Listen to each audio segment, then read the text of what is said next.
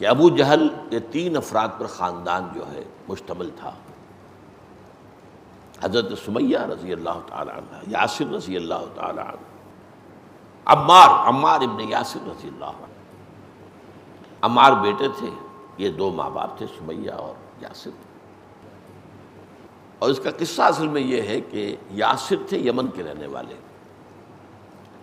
انہیں خواب میں بشارت ہوئی تھی کہ نبی آخر الزمان کا ظہور ہونے والا ہے مکے کی سرزمین میں، تو وہ وہاں سے آ گئے۔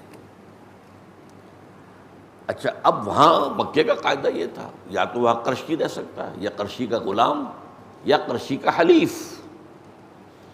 آپ کسی بڑے سردار، قرشی سردار کے حلیف بن جائیں، اس کی پروٹیکشن میں آ جائیں تو رہ سکتے ہیں مکے میں، وہ ذمہ دار ہوگا آپ کا۔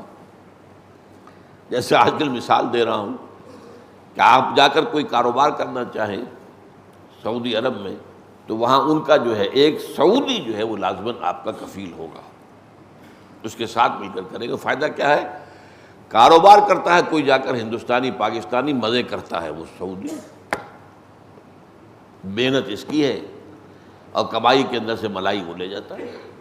خیر یہ تو بالکل ناانصافی ہے، لیکن یہ جو قاعدہ تھا، اور یہ بھی حالت کفر کا تھا، ابھی اسلام کا جو ہے وہ ظہور نہیں ہوا، حضور کی تو ابھی بعثت ہی نہیں ہوئی۔ تو ابو جہل کا ایک چچا تھا، نیک آدمی تھا، اس کی کفالت میں یا اس کی حمایت میں اس کی وہ آگے حلیف بن گئے۔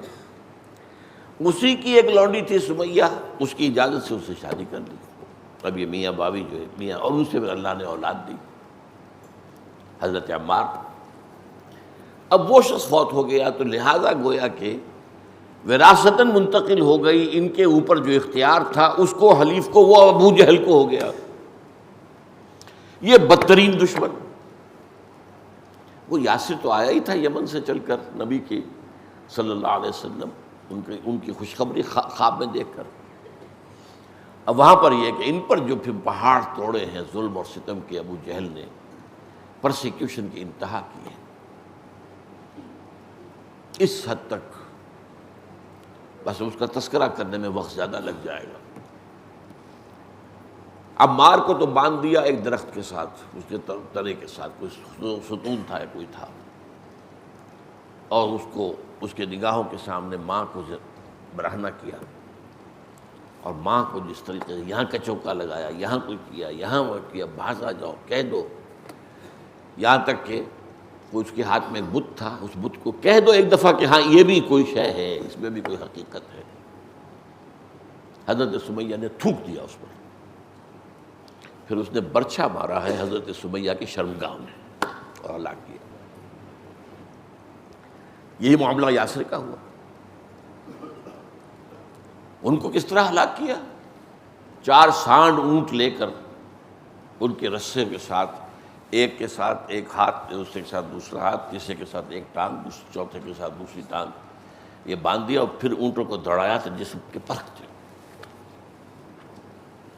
یہ دونوں ثابت قدم رہے، موت کو سینے سے لگا لیا، کلمہ کفر نہیں کہا۔ عمار نوجوان اس سے برداشت نہیں ہوا،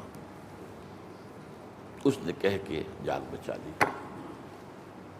اب اس پر پشیمانی طاری ہوئی کہ یہ میں کیا کر بیٹھا، اور اپنے آپ کو ایک ستون سے باندھ لیا اور کہا کہ اب تو محمد رسول اللہ صلی اللہ علیہ وسلم آ کر مجھے کھولیں گے، یہاں سے تو کھلوں گا ورنہ میں یہیں جان دے دوں گا۔